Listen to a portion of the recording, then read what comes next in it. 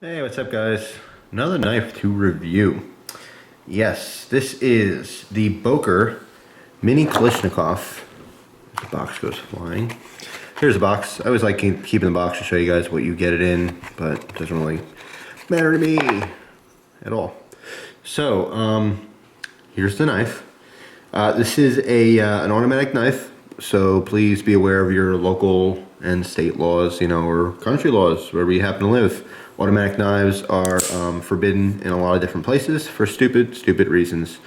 But, just be aware of it. This is, like I said, just a regular automatic knife, okay? The knife blade is deployed by pushing a button, and it's automatic. It's got a spring in there. Not assisted, not any kind of trickery, just an auto. I like automatic knives. I think they're pretty cool. Some people think you're pretty much useless, that they're just novelty, like a battle song. I beg to differ. I think that it doesn't really matter the mechanism, as long as it meets all the other criteria. Sharp, comfortable, blade steel's decent, all that kind of stuff. But there is certainly a novelty factor to automatic knives. I think, laws are certainly outdated. And I've mentioned this before. Politicians and government employees are not going to benefit themselves, and a lot of times they are selfish when they do things. They're thinking about themselves and how they look. It's their job. That's their job. I can't really blame them for their job. I don't agree with it, but they try to get votes, and they're not going to get votes by the general public by making something that seems bad, such as automatic knives, to the average person, legal. They're not going to try to fight for laws for people who they think are criminals using them. A lot of times it's ignorance. They don't realize that there's thousands upon thousands of really nice people who happen to like these knives as a hobby or find them useful. No, they see as criminals use automatic knives. It's just ridiculous because all the manual knives we have today, all the completely legal knives, can open just as fast, if not faster. It's just a technicality. But anyway, just please be aware of it. So yes, this is a little automatic knife. It's very cool. There's some good things about it, there's some bad things about it. This is powered by a coil spring. Okay, it's one of the more common types of automatic knives.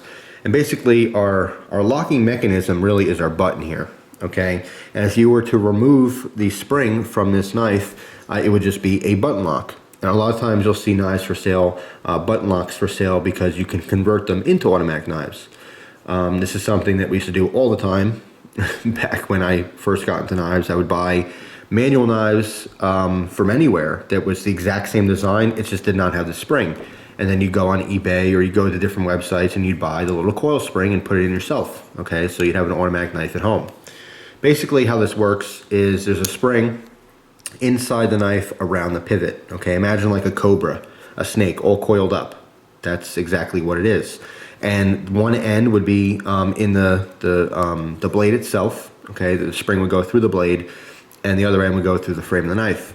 And basically, when it's closed like this and locked, there's a bunch of spring tension. Okay, as the blade moves, okay, as it closes, and you'll find the resistance here. It doesn't want to close because we're moving the spring inward, okay, and coiling that up, building up pressure and tension. Okay, and then when you close this all the way, it locks. Now all that tension is just sitting there. It's kind of like, think about if you're a gun guy. It's your magazine. It's fully loaded with rounds, and all that spring is compressed. Basically that's what it is. It's coiled around, but it's compressed all the way down. So what happens is when you push the button lock, you can see by design here, the little cutout there. Let me get in real close for you here. Let this focus for a second.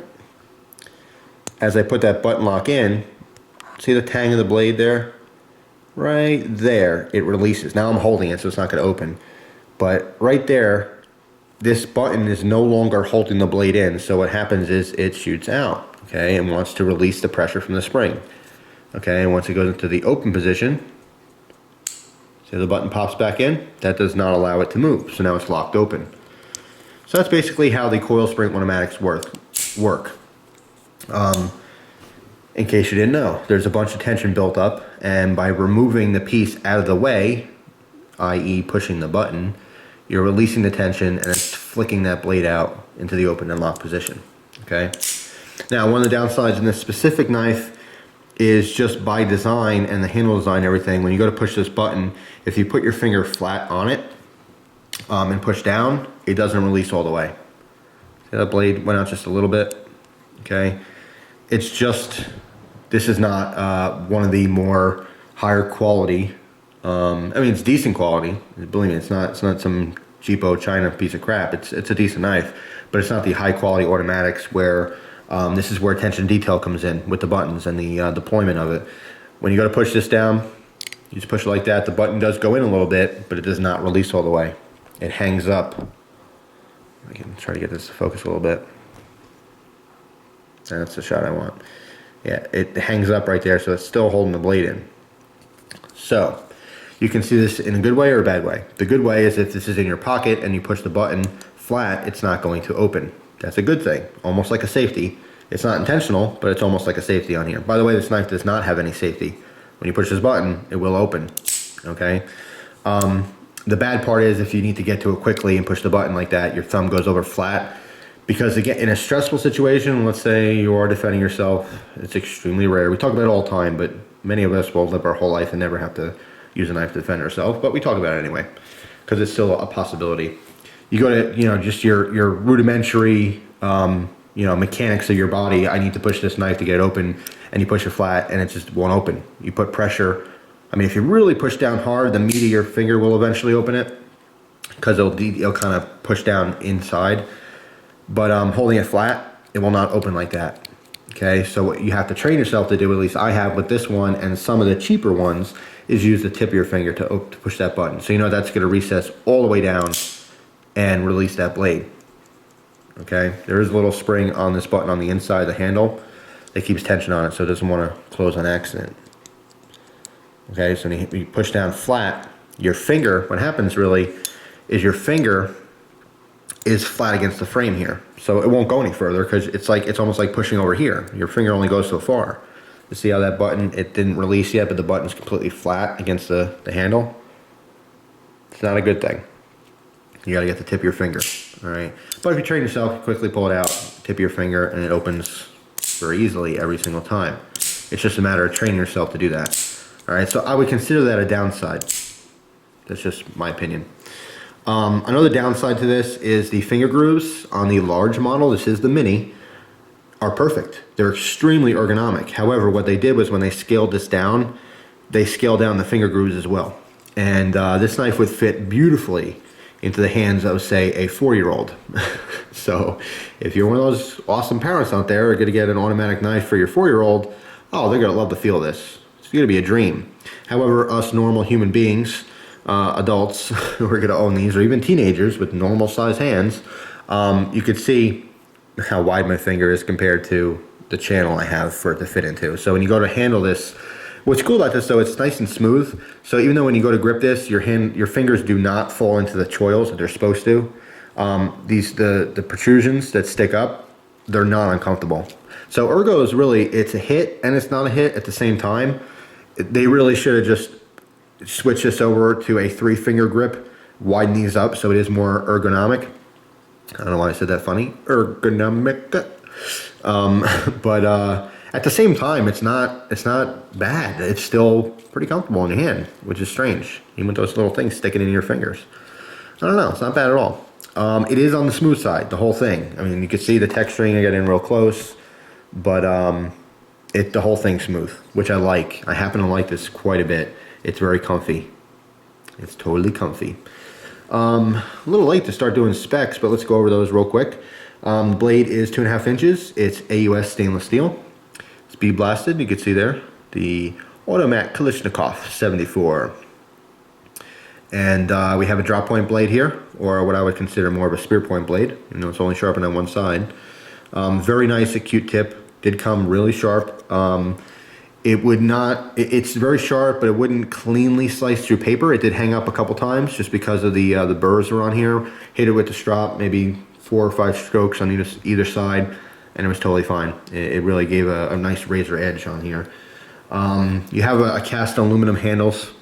There's no liners, nothing like that. I mean, it's all metal, but it's very light, only 2 ounces. Close length is 3 1/4 inches, making the whole thing 5 3/4 inches long. So it's smaller knife, automatic, very cool. Once you get used to Again, using the tip of your finger, it's very fast out of the pocket.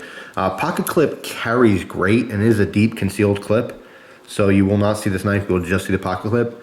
I don't know why, I don't like the way it looks. The waviness on the pocket clip doesn't really add anything for grip, because I mean the only tension is coming from the end here.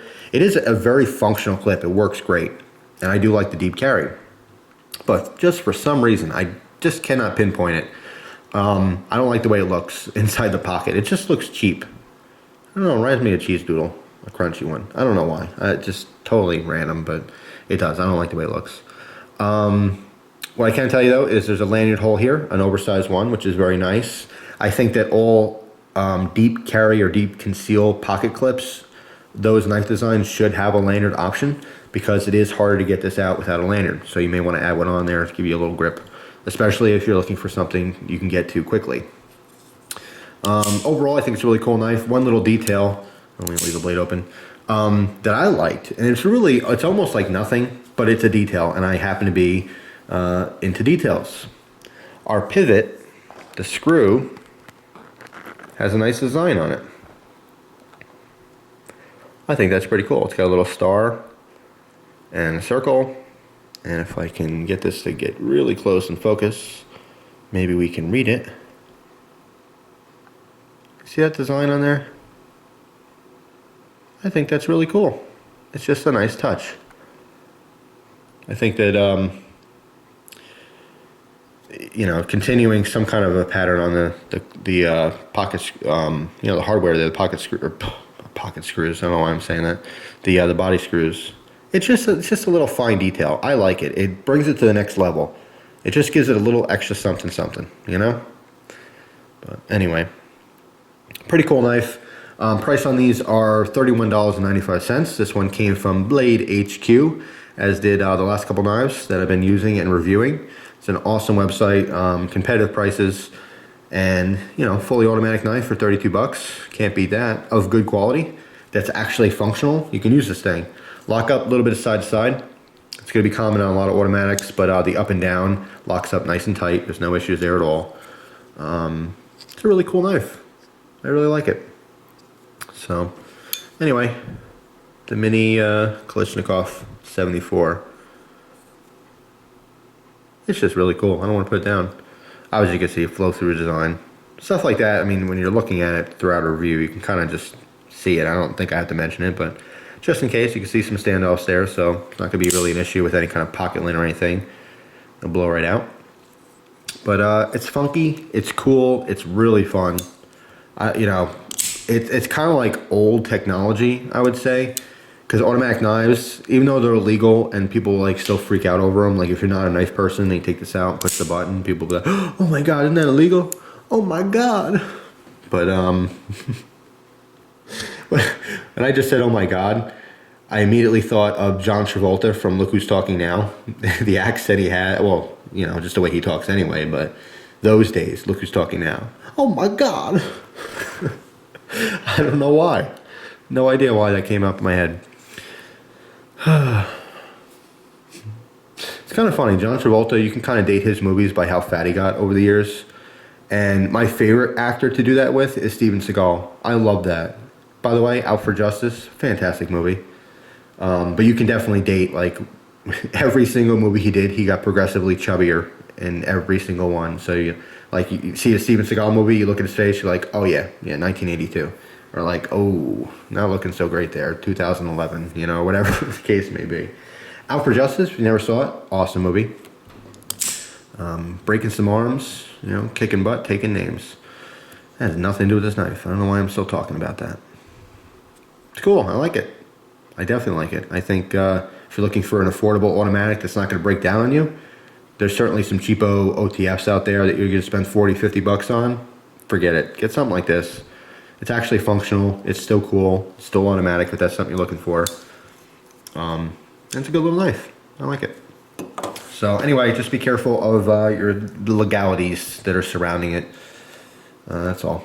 Just, you know, in the day of guns and stuff, like, I still think it's ridiculous that there's certain knives, like, technically in Pennsylvania, I cannot carry this, or, you know, it's illegal. I can't carry it. I can carry, you know, an AK-47 pistol if I want, I can carry pretty much any gun I want, but I can't have that. That seems ridiculous. But it is what it is. You still gotta respect the law, so just be careful. That's all. Thanks for watching, guys. Appreciate your time, as always. Hope you enjoy the rest of your day.